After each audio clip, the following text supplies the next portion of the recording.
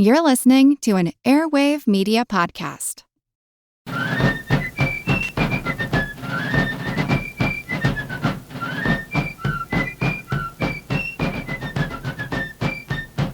Hello, and thank you for joining the American Revolution.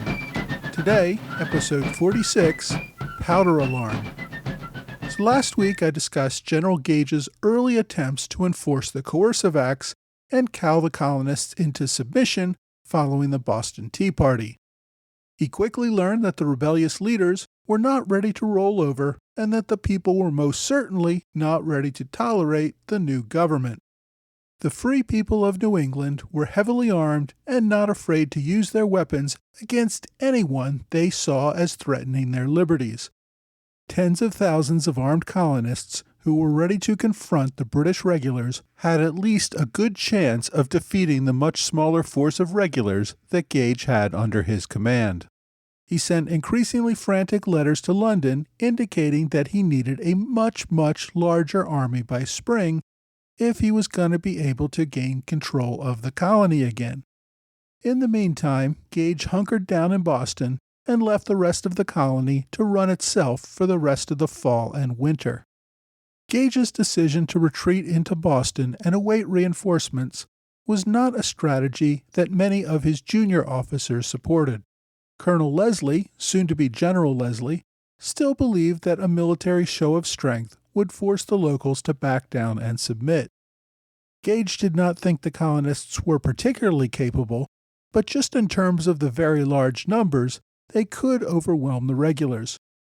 Once Gage realized it was not just Boston in rebellion, but all of New England, he kept his defensive posture until he could get a bigger army, regardless of what his junior officers thought. Most of the mob activity designed to intimidate judges, sheriffs, council members, and other government officials came from mobs armed only with clubs or cutlasses. But Massachusetts had one of the most heavily armed citizenries that the world had ever seen. Almost every free man between the age of 16 and 60 had a firearm and ammunition at his house. Colonial law required almost everyone to own and maintain them for use in militia duty. Decades of regular threats from the French or Indian tribes had caused the people to be prepared for attack at any time. In the last few years, Massachusetts had even purchased several more cannon because, well, we might need them for Indians or something. One weakness, though, was the fact that the colonies did not make their own gunpowder. Almost all of that was imported from England. Now, colonies always kept plenty on hand in case of immediate danger, but they then had to rely on imports for any extended need. And most of the powder that they did keep on hand, they did not keep in their homes. Powder was very dangerous, especially in homes with candles, fireplaces, and lots of other open flames. Storing large amounts of gunpowder in a home was too great a danger. Instead, most of it was stored in powder houses. These were large stone buildings, usually in some isolated area, so that in case they blew up, they would not take out a bunch of neighbors. The colonial government, along with different local militia groups and even some individuals, might store extra powder in these communal powder houses. Boston stored much of its powder in a stone powder house a few miles north of town, up near the Mystic River at a place called Quarry Hill. Militia units from towns around the region also stored their powder there. As tensions increased, though, many townships reclaimed their powder before the government decided to cut off their access to it. When Gage heard rumors that colonists were removing their powder, he sent a note to William Brattle asking for information about the powder house stores. General Brattle, at this time, was in his late 60s and was generally a loyalist by ideology, but had tried to remain on the good side of radical Whigs as well. He had started showing some fondness for Whig ideals as far back as 1765. Remember when Governor Bernard made Hutchinson the head of the Massachusetts court in 1765, causing James Otis to quit his job and become an advocate for smugglers because he thought his father should have gotten the appointment? Well, Brattle was upset by that same appointment too. Not for Otis, but because he thought he should have gotten the appointment. So, at that same time, Brattle started associating with some radical Whigs, but he never really joined their cause. In 1774, he was a militia general and commander of the Middlesex militia, and in charge of the Powder House. When Gage inquired about status, Brattle made the mistake of answering honestly. He reported to Gage that the Medford militia had removed their portion of the powder from the Powder House. With that, the only remaining powder was the King's powder, that is, that powder belonging directly to the colonial government. He further implied that the remaining powder might be at risk of seizure. His second mistake was to send this as a letter, which somehow never made it to Gage, but got printed in a Patriot newspaper. Colonists now saw Brattle as a collaborator. Gage did get the information, though, and acted on the information relatively quickly and decisively. He had concerns about marching his regulars miles into the countryside for fear the militia would assemble and confront them. Gage did not fear an armed battle, but wanted it on his terms and timetable. On August 31st, Gage sent the local sheriff to collect the Powder House key from Brattle. Since Brattle really did not want to be a part of this dispute, he cheerfully turned over the key. Before dawn on September 1st, General Gage deployed about 260 regulars from the 4th Regiment under the command of Lieutenant Colonel George Madison. The regulars crossed the Charles River and rode up the Mystic River to within a mile or so of the Powder House, arriving there before sunrise. The soldiers took the remainder of the gunpowder, over 200 barrels, put them on boats, and brought them back to Boston. On the return, a contingent of soldiers also marched back through Cambridge. There, they took 2 militia cannon back to Boston as well. Once in Boston, Gage ordered the artillery and powder to a more secure location on Castle Island in Boston Harbor. By late morning, the mission was complete. Gage had secured the powder and returned his soldiers to Boston before the colonists could react. But before the raid even began, on the evening of August 31st, Patriot leader Joseph Warren was aware that the regulars were up to something. He had observed the regulars assembling in Boston for an unusual night mission. However, he did not have a system in place to warn the surrounding countryside. It was not until the next morning, when the regulars were already on their way back to Boston, that word spread throughout the region that the soldiers had conducted a raid of some sort. At that point, rumors spread through the countryside that British soldiers had raided local militia and killed 6 men in a showdown. Thousands of men from all over Massachusetts, Connecticut, and elsewhere in New England began to descend on Boston with muskets in hand, ready to do battle. Although some estimates say as many as 30,000 armed men started out for Boston, most turned back when they learned the rumors of colonists being shot were not true. By Friday morning, September 2nd, about 4,000 men had congregated in Cambridge, just across the river from Boston. The mob visited the home of General Brattle. Now, wisely, General Brattle had already decided to flee to Castle William for protection. Next, the mob moved on to his neighbor, Attorney General Jonathan Sewell, who had also left home. The mob threw rocks through a few windows, but could not find a good target for their wrath. Several key leaders, including Samuel and John Adams, were already away at the First Continental Congress in Philadelphia. The remaining Patriot leaders in Boston did not want to see this immediate crisis turned into an armed battle. Neither, of course, did Gage, whose regiments of British regulars were already outnumbered by the armed militiamen gathering in Cambridge. Newly appointed Lieutenant Governor Thomas Oliver, no relation to the former Lieutenant Governor Andrew Oliver, who had died in 1773, lived in Cambridge. He observed the groups of men passing his home headed toward Boston. Many of them were men he knew from neighboring towns. He went with them to Cambridge Common, where everyone seemed to be congregating. At one point, a rumor spread that Gage was sending soldiers to disperse them. Oliver agreed to go into Boston and see if he could resolve all this without bloodshed.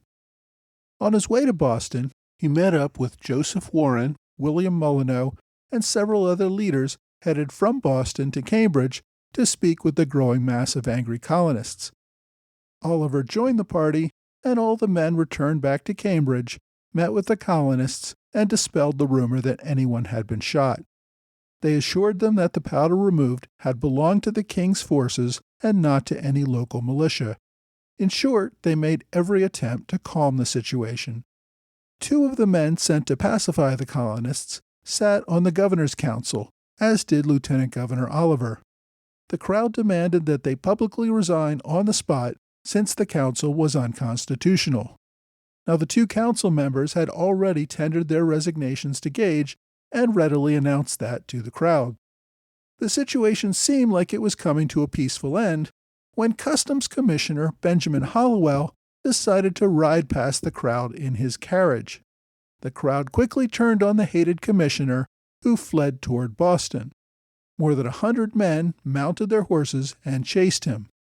Hallowell had a good lead on them, but according to local lore, his carriage broke down as he sped along. He jumped on his servant's horse and continued at a full gallop. The horse then faltered and fell a few hundred yards from Boston Neck defenses. Hallowell then took off on foot, running the final distance to the safety of British guards at Boston Neck. During the confusion, Oliver slipped back to his house in Cambridge.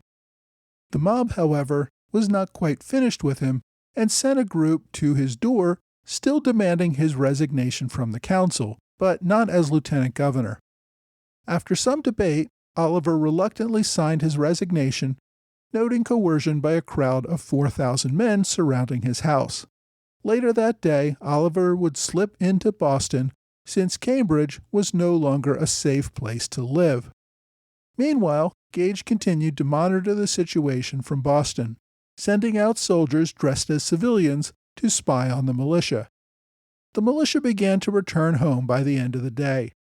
Gage, however, increased his defenses, building a better defensive gate at Boston Neck and adding several artillery pieces there, and also moving several Navy ships into rivers to prevent any river crossing by angry patriots. Boston was the only place in Massachusetts where Gage could assert any governmental authority, and the only safe place for anyone who cared to express Tory opinions.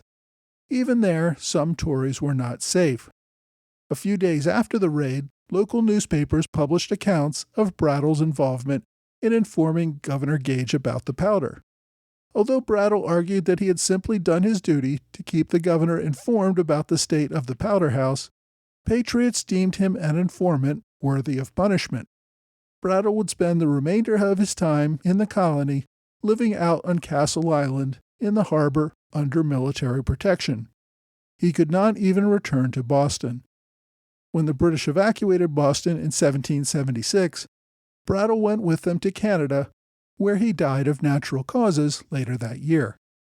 Patriot leaders realized that it had taken them more than 24 hours to muster a response to the raid on the powder house. They needed a better warning system. On September 21st, they met in Worcester to discuss the problem. The solution was to organize a group of the most patriotic militiamen to agree to turn out on a minute's notice if there was any future alarm. These so-called Minutemen could produce an army of 1,000 from among the population for almost immediate use to confront any future raids. But even with the readiness, the Minutemen were still living at home and not in camps ready as regular soldiers. Since all the regulars were in Boston, patriots needed men in Boston willing to ride out and warn the population of any imminent raids. Joseph Warren was in charge of intelligence, but someone else needed to handle the communications network. That job went to a local Boston patriot named Paul Revere. Now, Revere was not an elected official, nor a big speaker or writer, but he involved himself in all the major events leading up to this point. He produced a famous illustration of the Boston Massacre and appears to have been one of the gang leaders at the Boston Tea Party.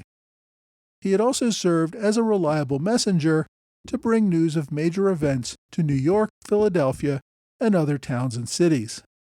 Revere was a silversmith by trade, born and raised in Boston. Besides the Sons of Liberty, Revere was a part of many other associations around town, including one of the local Masonic lodges. Revere worked closely with Joseph Warren to create a network of about 30 workers around town to gather and disseminate intelligence. Warren would rely on Revere to serve as a primary messenger if the British tried anything. While Revere rose to fame long after the war and long after his death, fame often attributed to Henry Wadsworth Longfellow's famous 1861 poem about his ride before the battles of Lexington and Concord. And if you're interested, I do have a link to that poem on my website, amrevpodcast.blogspot.com. By the early 20th century, historians downplayed his importance once again, arguing that he was merely one of many riders and did not even complete his famous ride.